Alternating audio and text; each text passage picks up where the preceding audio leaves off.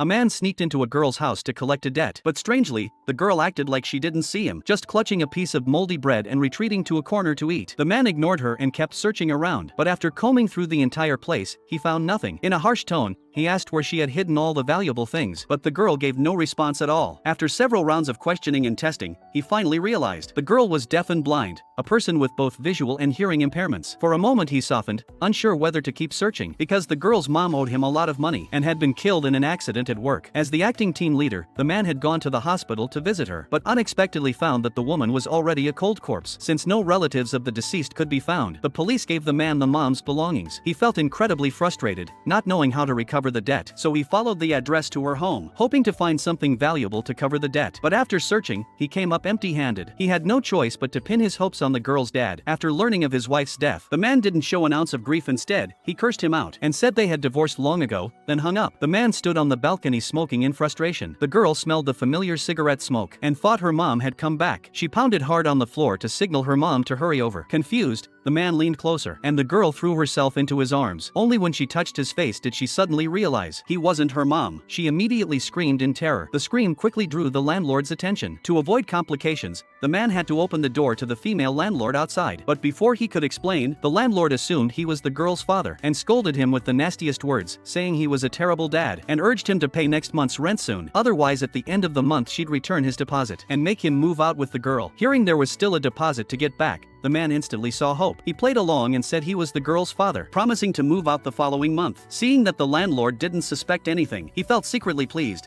thinking the deposit was as good as his. Unexpectedly, when he got back to his place, his luggage had already been thrown out because he couldn't afford to renew the lease. His first thought was to temporarily stay at the girl's house until he got the deposit in a month, then find a new place to rent. The girl felt the leather shoes by the door and knew they weren't her mom's. It meant that man was back again. Terrified, she grabbed a piece of bread and hid in the corner to eat. Perhaps out of pity, the man ordered 2 servings of jajang noodles and handed one to the girl. Smelling the aroma, the girl swallowed hard many times, but in the end didn't take a single bite. In her mind, this man was still dangerous. To ease the girl's fears, he deliberately hid the shoes by the door so she'd think he'd left, then threw away all the moldy bread. But when the girl couldn't find bread on the table, her emotions collapsed and she broke into tears. The man quickly brought the jajang noodles, signaling they were better, but the girl swatted them away. Finally losing patience, he vented his anger in the nastiest words. But seeing the girl cry, he couldn't help but soften and went to buy fresh bread for her. When she smelled the fresh bread, the girl suddenly sensed that maybe the man wasn't so bad. Following the scent of the noodles, she came to him and without ceremony scooped up the noodles with her hands and ate. Though annoyed, the man let her have the noodles and ate bread himself to fill up. From then on, the girl gradually lowered her guard. She believed her mom would be back soon, and that this man must have been hired by her mom to take care of her. But unfortunately, the man couldn't do even basic housework, so she called a cleaner. The place was soon spotless, and the girl slowly accepted him. At night, she would lean against him to sleep, something she used to do only with her mom. Now, when she missed her mom, she could only cling to the man. Maybe the longing was too heavy,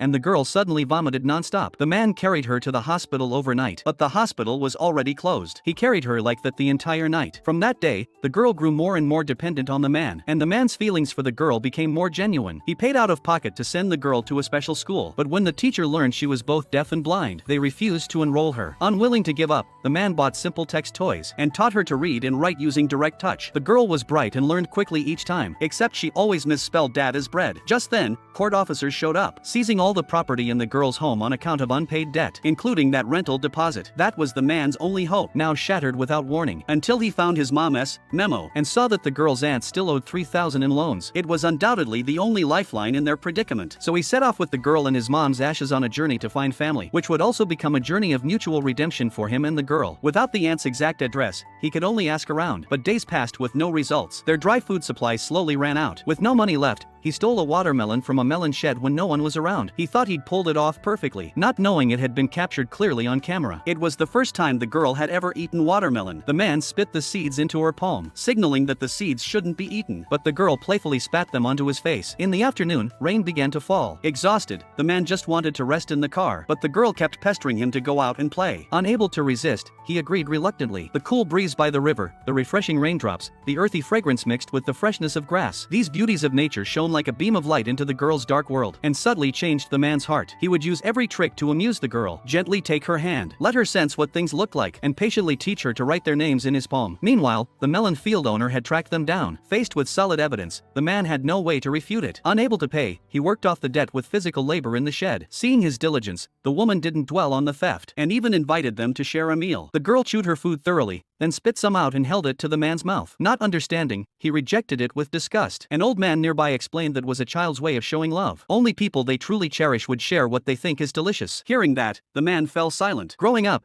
no one had ever cared for him like that, nor had he ever given himself sincerely to someone else. During his time with the girl, he gradually fell for this plain, simple life. Whenever he was with her, his face always wore an unstoppable smile, so he decided to drop the idea of collecting the debt and stay there to raise the girl. He asked the woman to help him find work, wanting to remain and grow up alongside the girl. Touched by his kindness, the woman agreed right away, and even let them stay in her home for free. From then on, she joined in the girl's upbringing. She recorded videos of their playtime and posted them online, and personally sewed pretty clothes for the girl. Though the girl couldn't see or hear, she could truly feel their love. They thought life could continue peacefully and happily, but the boss's appearance shattered that beautiful time. It turned out the boss had seen the videos the woman shared, and traced the address here. They beat the man up badly, hurling the filthiest insults, saying he violated company rules, and maliciously reminded him he was just a thug. Those words pierced straight through the man's heart. The girl seemed to sense his sadness, and gently blew on his face to soothe him. That small gesture unlocked the man's tears. He had the girl touch the tear at the corner of his eye, and write the word tear in his palm. The girl seemed to sense something but couldn't say it, just gently rested her head against him, signaling he shouldn't leave. The next morning, when the woman opened the door, the room was empty except for a handwritten letter on the floor. After a night's reflection, the man decided to send the girl to an orphanage. Maybe that was the better choice. Before leaving, he bought her favorite bread and a doll, apologizing over and over, then quietly slipped away with his luggage. For the girl, unable to see or choose, it was a long while before she suddenly realized the person she'd already treated as dad was gone. She didn't want bread or the doll. She just wanted her dad to come back to her. She pounded on the window, crying heartbreakingly, and the man, who could never truly abandon her, hadn't gone far. He just stood silently outside, tortured inside. Though they had no blood relation, he already saw the girl as his daughter. In the end, he opened that glass door. When the familiar touch reached her fingertips again, the girl angrily pounded on the man, and he let her, head bowed, weeping uncontrollably. The girl grabbed his hand and wrote "Dad" on it, making the man's eyes well up as he tightly hugged her.